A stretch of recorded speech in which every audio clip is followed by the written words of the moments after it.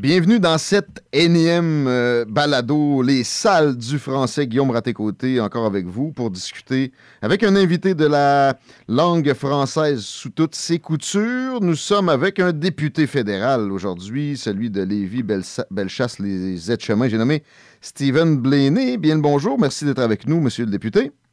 Ben, c'est un plaisir d'être en onde avec toi, Guillaume, et puis de parler de ce qui nous unit aujourd'hui par la voix des ondes, c'est-à-dire notre langue qui est un pilier important de notre identité. Puis tu me rappelles que j'ai déjà été ministre de la francophonie, fait que regarde, ça me fait plaisir d'être avec toi aujourd'hui. Ça va assurément venir sur le tapis, mais on commence toujours par les premiers pas, la genèse, comme j'appelle toujours. Comme député, vous avez une conscience sociale, évidemment, et donc une connaissance des réalités qui peuvent être plus problématiques dans notre société. Et si on remonte dans le temps, ça peut ressembler à quoi les premières prises de conscience sur la réalité du français au Québec et ses difficultés pour vous, M. Blaney? Ben écoute, moi j'étais à Sainte-Marie-de-Beauce, et puis j'échange avec celui qui allait devenir mon beau-frère, Jean.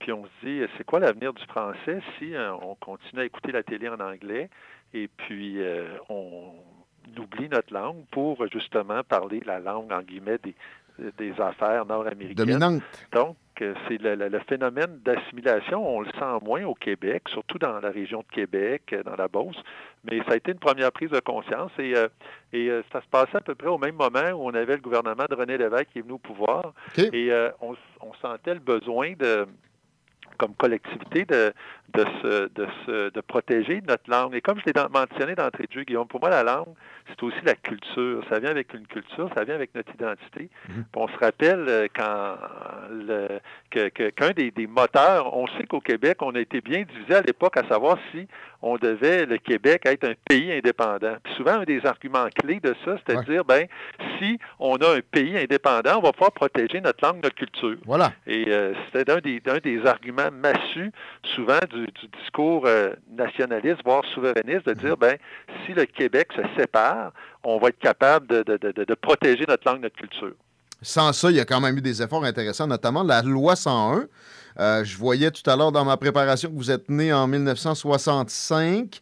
Vous devez donc avoir des souvenirs dans la fin de l'enfance de la venue de cette loi-là, mais l'appréciation aussi par la suite. Parlons de la loi 101 un peu. En fait, j'ai même un souvenir de la loi 22, mon cher, parce que j'étais à l'époque à Sherbrooke et il y avait une polyvalente, il y avait eu des manifestations de protestation.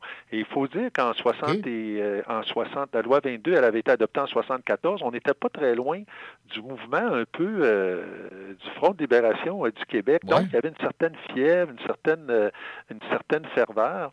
Et ce qu'a fait la loi 101, ça va exactement dans le sens de faire en sorte que Camille Lorrain, c'était le ministre à l'époque qui a déposé la loi, et on se rappelle que c'était un docteur et un psychiatre. Oui. Et lui disait justement, les Québécois ont cette crainte-là de ne pas être capables de protéger leur langue et leur culture par le fait même. Donc, en instaurant la charte la charte de la langue française, c'était une façon quasiment, c'était comme sa prescription pour, en fin de compte, démontrer qu'on était capable de se donner des outils pour protéger notre langue. Et c'est ça la loi 101.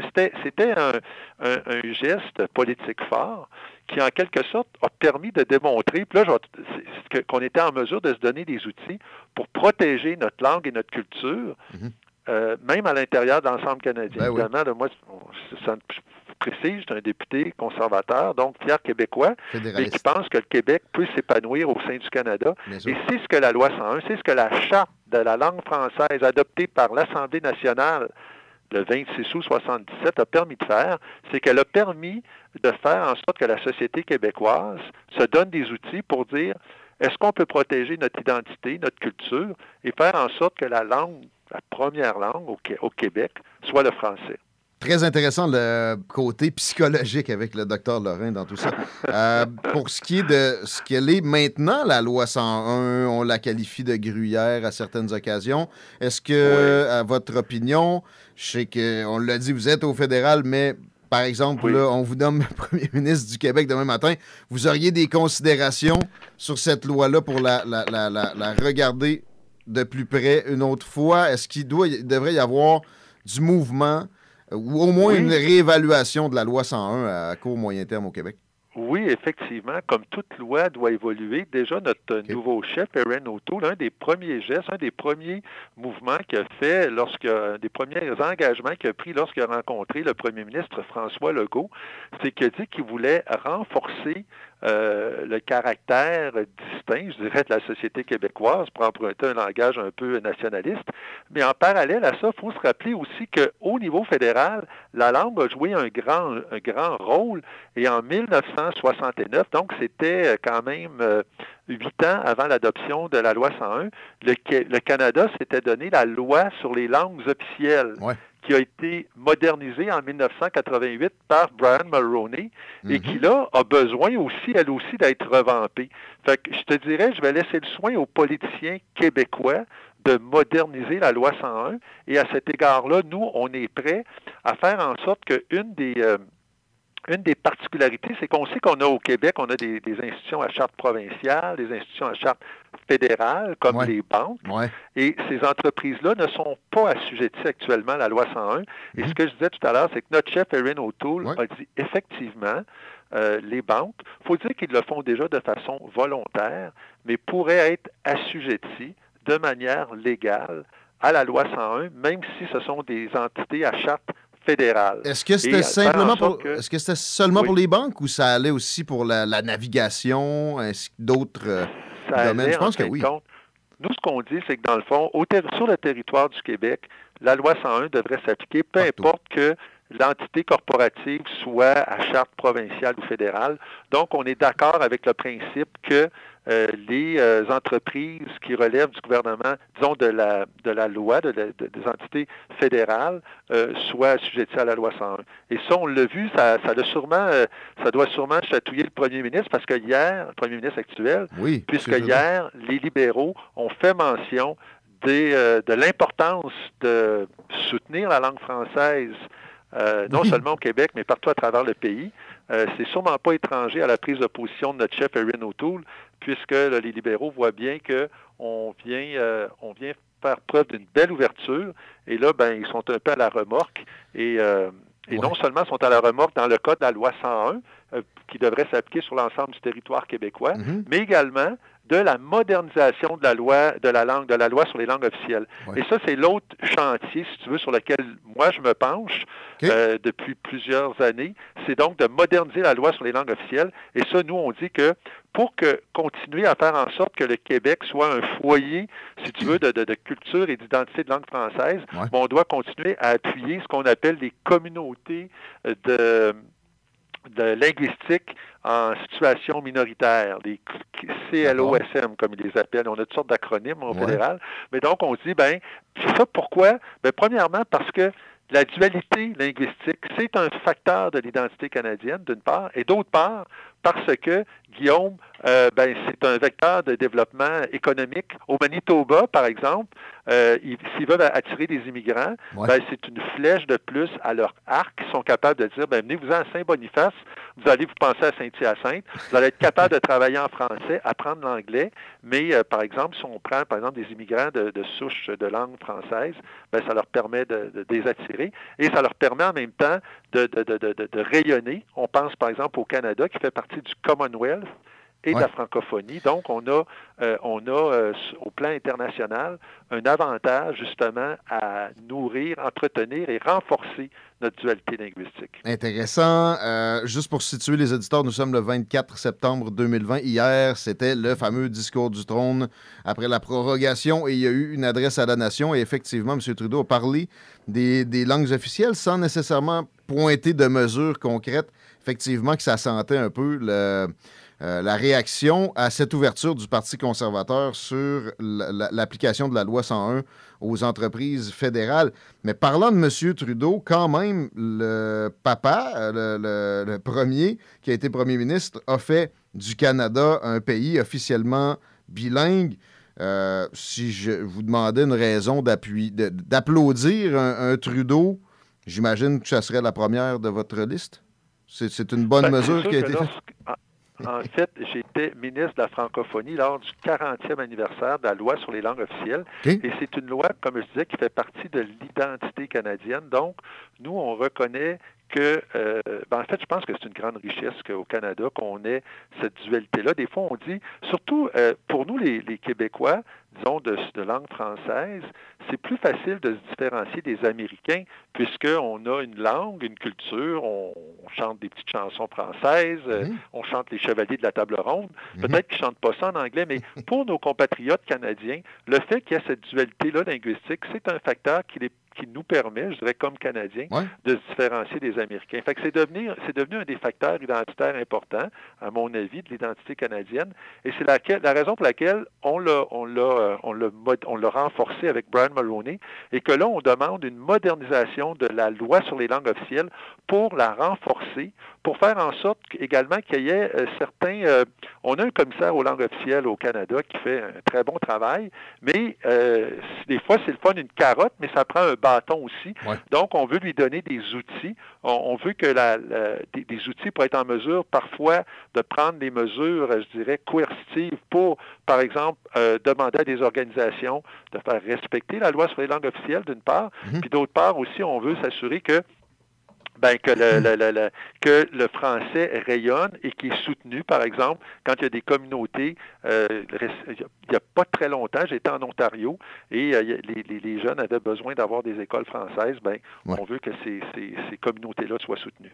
Vous avez parlé d'organisation, on va y aller sur l'organisation de la francophonie, de laquelle vous avez été responsable. Avec le recul aujourd'hui, considérez-vous qu'il y aurait beaucoup de choses à améliorer là-dedans, à changer la gouvernance, la façon de procéder, parce qu'on entend que le travail sur la valorisation du français dans le monde n'est pas nécessairement fait pour les investissements que ça coûte.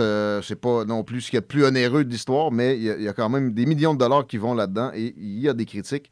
Avec le recul, l'organisation de la francophonie, des réformes, un grand besoin, un petit besoin? Oui, écoutez, je vous répondrai essentiellement, la francophonie est mûre pour ce qu'on appelle un virage économique, un virage de développement, de maillage. On sait, il y a beaucoup de pays d'Afrique. On voit, par exemple, présentement, l'influence de pays, pour ne pas les nommer, par exemple, comme la Chine, en Afrique. Les plus grands locuteurs le continent où on trouve le plus grand nombre de locuteurs français, c'est l'Afrique, justement, parce que probablement on envoyait des missionnaires là-bas à l'époque. Et évidemment, il y a eu le travail de la France, mais il y a également eu du travail fait par le Canada français, si je peux me permettre. Donc, il y a tout ce potentiel-là à exploiter. Et également, c'est un vecteur de démocratie, pour moi, qui est important, surtout quand on considère qu'il y a on vit dans un monde multilatéral où les grands joueurs, comme les États-Unis, ont un rôle qui est moins prédominant qu'il l'a déjà été.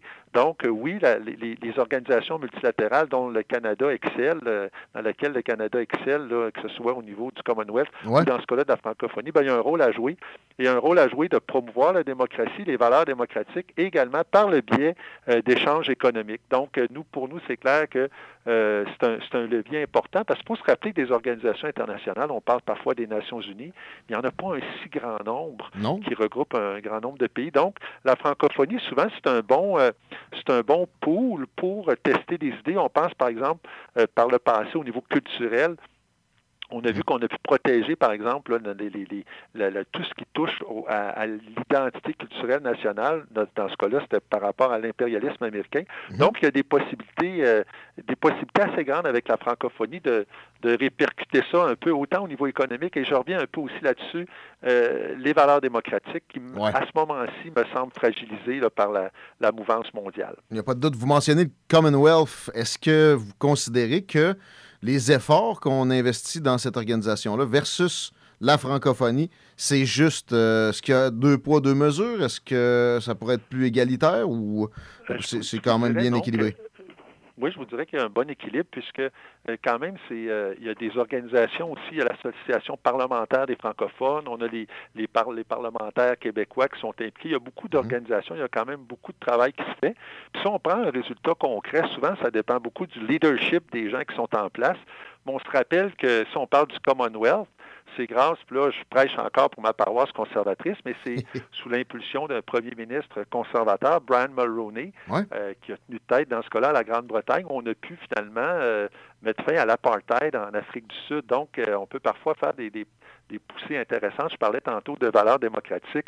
On en a un exemple flagrant là, où c'est vraiment là, les droits fondamentaux là, des Sud-Africains de couleur noire là, qui ont été, restaurés, si on peut dire, là, avec l'abolition de l'apartheid. Et ça, là-dessus, le rôle de Brian Mulroney, du Commonwealth, a été indéniable là, pour mettre des pressions, voire des sanctions économiques, justement pour que l'Afrique du Sud là, mette fin à ce régime-là. Intéressant. Parlant de Brian Mulroney aussi, une chose qu'il a fait pour le français qui est peu connue, c'est avec le libre-échange, il s'est arrangé pour que les produits aient de l'étiquetage en français partout en Amérique du Nord. J'ai remarqué ça récemment. J'écoutais un discours de Donald Trump à CNN, puis je voyais derrière, c'était des laveuses et c'était écrit en français. Et c'est quelque chose, ça peut paraître anodin, mais ça génère un peu de fierté quand, mettons, on se trouve dans un pays, le Mexique ou le Canada, les États-Unis, ailleurs qu'ici, puis on prend un produit sur une tablette, on voit ça en français comme ça.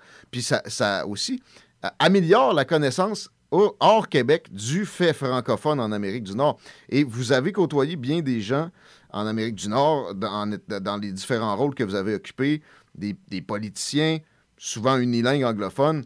Je ne sais pas si vous avez des anecdotes ou des moments où vous avez peut-être fait découvrir qu'il y avait une province où tout se passe en français dans ces juridictions-là, cette zone-là qui est l'Amérique du Nord. Puis en plus, avec votre nom, Stephen Blaney, on ne s'imagine pas que vous êtes locuteur français de si bonne qualité.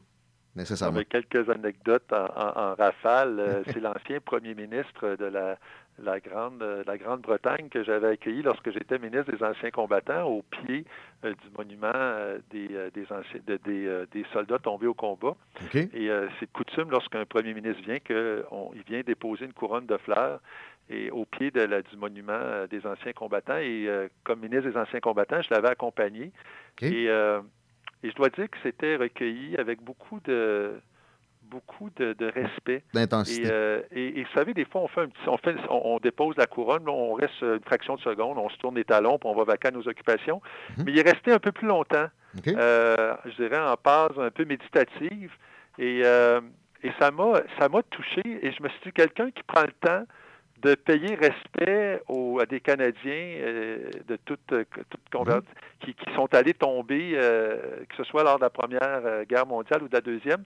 Ça m'a rempli de respect. Et en sortant, il avait dit, il y a juste au Canada où un gars qui s'appelle Stephen Blaney s'exprime en anglais avec un accent français.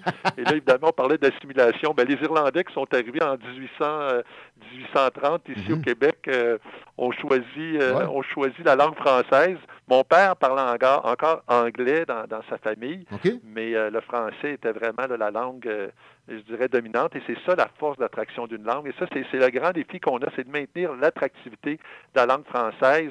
Et surtout, on voit avec l'avènement des réseaux sociaux, avec l'avènement des plateformes numériques, où on a beaucoup de contenu qui est possible pour nos jeunes en anglais. C'est un grand défi de maintenir l'attractivité de la langue française. Fait que ça, c'était une petite anecdote, mais je vous en glisse une autre. C'était celle-là, elle touche plus M. Harper. M. Harper était au sommet sommet des Amigos, des 3 Amigos, avec le président mexicain et M. Obama. Et je ne sais pas pourquoi, mais j'avais dit à M. Harper, n'oubliez pas, M. Harper, que c'est important de parler français. Alors, on était à Monterrey, au Mexique, avec le président mexicain Peña Nieto et le président américain Barack Obama. Donc, c'était une belle... Je dois vous dire que comme Québécois francophone, j'étais bien fier de voir qu'il n'y avait pas beaucoup de monde dans la salle qui comprenait, à part quelques francophones. Très sympathique. On revient chez nous. Le problème, peut-être, est principalement à Montréal. Et beaucoup de gens pointent du doigt l'immigration. On aime bien être en mode solution ici à la station et dans les salles du français en général.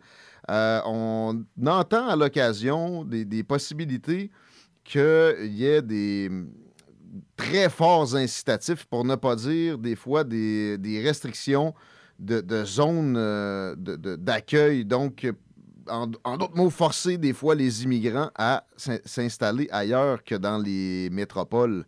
Est-ce que c'est quelque chose qui, selon vous, est envisageable et pourrait être bénéfique? Bien, en fait, quand on touche à l'immigration, on touche à un grand volet d'accroissement démographique. On sait que ça joue un rôle important. Mais il faut rappeler encore là que notre gouvernement un gouvernement conservateur, pas celui dans lequel j'ai fait partie, mais celui de Brian Mulroney, c'est en 1991, a fait un accord avec le Québec pour transférer l'ensemble des pouvoirs en matière d'immigration pour permettre à Québec de choisir ses immigrants pour justement préserver le caractère français. Fait que ça, c'est une première chose. Donc, le Québec a les coups des franges pour accueillir ses immigrants. Maintenant, l'autre défi auquel on fait face, c'est que de plus en plus, on a besoin de nouveaux arrivants en région, comme ici à Lévis ou même dans Bellechasse. Ben oui. Et malheureusement, on est en temps de pandémie actuellement, les délais s'allongent, ce qui fait que on fait venir seulement les travailleurs ici pour une période de 2 ans, juste le travailleur, c'est déjà très long pour qu'ils viennent. On peut les reprolonger de 2 ans et à la suite de ça, ils peuvent engager un processus de citoyenneté et faire revenir leur famille. Ce qui me semble plutôt cruel, puisque ça veut dire qu'on peut faire venir un travailleur étranger ici pendant 4 ans sans qu'il ne puisse vivre avec sa famille, il ne peut y retourner que sporadiquement. Et alors qu'on a besoin de ces travailleurs-là sur une base à long terme et on a besoin aussi de leur famille pour venir s'intégrer dans nos écoles, prendre part à nos activités sociales et culturelles, contribuer à notre vie, puis leurs conjointes, souvent, s'ils le désirent, peuvent facilement se trouver des opportunités de travail. Donc, et ça, on revient au discours hier du trône, c'est une des choses qu'on n'a pas vues dans les requêtes du gouvernement, c'était de simplifier, d'alléger les procédures d'immigration, alors qu'on en a un criant besoin et que c'est un facteur de relance économique. Et ça, malheureusement, c'était pas le gouvernement ne semble pas réaliser qu'il aggrave la situation avec la lourdeur qui s'installe pendant la pandémie, plutôt que, par exemple, de favoriser des mesures plus simples. Et moi, je dois dire qu'au bureau ici, on est débordé actuellement. De travailleurs qui ont des difficultés, d'employeurs qui ont des difficultés à faire venir des gens, de travailleurs qui voient les délais expirer et qui ont de la misère à obtenir les renouvellements. Puis pourtant, ces gens-là font un travail formidable dans nos entreprises. Mais généralement, ils apprennent le français, à moins qu'ils arrivent au Québec et s'en aillent dans d'autres provinces. Ils finissent par apprendre le français d'une manière ou d'une autre. La CAQ vise de s'assurer de meilleure façon de ça avec des lois qui arrivent là, récemment. Oui, effectivement, Guillaume, il faut quand même comprendre qu'un arrivant, par exemple, si je prends un travailleur mexicain qui vient travailler, par exemple, à Sainte-Sabine, chez Rotobec, c'est sûr que la première génération, elle ne pourra peut-être pas devenir s'exprimer comme le faisait Molière à l'époque du siècle des Lumières. Donc, il faut quand même être pratique et être conscient que le processus d'immigration, d'intégration peut se faire sur 1 ou 2 générations, bien entendu. Vous voyez, moi, là, je suis 5e génération d'Irlandais. Donc, avant d'arriver à avoir une personne qui est bien intégrée au niveau linguistique, parfois, au moins, il faut au moins passer à la première génération qui est née au pays. Pour les premiers arrivants, ça va toujours être des accents assez forts. Peut-être pas une maîtrise aussi complète qu'on peut le souhaiter, mais fonctionnelle. Et là-dessus, il ne faut pas non plus tomber dans le zèle et l'exagération de s'attendre que d'un travailleur qui est dans une entreprise manufacturière de Bellechasse s'exprime comme un poète de grande qualité. On comprend. On y va avec 2 petites dernières dans le style libre, pour pas dire freestyle. Et une des 2 est justement le franglais. Considérez-vous, c'est en montée. Le hip-hop qu'on joue à CGMD joue beaucoup là-dedans. D'ailleurs, pensez-vous que c'est une menace pour le français au Québec? Non, je crois que la langue évolue. La meilleure preuve, c'est que notre langue évolue différemment ici au Québec de la manière dont elle a évolué en France. C'est ce qui fait qu'on a des accents. C'est sûr, je pense qu'il faut être vigilant avec les anglicismes, avec une dégradation un peu de nos paramètres linguistiques, mais quand même que la langue soit vivante, ça, c'est indéniable. Qu'on subisse des influences nord-américaines, c'est un peu aussi incontournable. Mais je me console parce que parfois, on voit que même les Français ont de la misère à préserver leur langue. Donc, ils sont peut-être pires. Ils sont peut-être pires. Et Oui. Les anglophones se font un plaisir insoupçonné de prendre des expressions françaises et d'intégrer ça à leur langage. Alors, c'est sûr, il ne faut pas être trop zélé, j'aime le propos. Et pour ce qui est du français écrit, il y a aussi des zélés là-dessus. Personnellement, je pense que ça démontre une capacité à s'astreindre. Les gens qui vont apprendre le français, qui est la deuxième langue la plus difficile à maîtriser à l'écrit au monde, mais quand même, entre les deux, le français écrit au Québec, votre vision de ça, est-ce qu'on est vraiment mauvais? Est-ce qu'on est à peu près où on devrait être? Puis qu'est-ce qui devrait être fait pour améliorer? Ben, on dit que je crois que on a tout intérêt à encourager une bonne maîtrise de la langue française écrite parce que c'est premièrement au niveau de la discipline, c'est extraordinaire. Voilà. J'ai encore de la misère avec mes participes passés, mais ceci dit, c'est une richesse. Puis je dirais aussi, je pense que aussi quand on apprend une langue, on en vient à l'aimer. Et si on aime la langue française, on va en prendre soin, puis on va s'efforcer, je dirais, de s'exprimer autant de façon verbale qu'écrite de manière adéquate.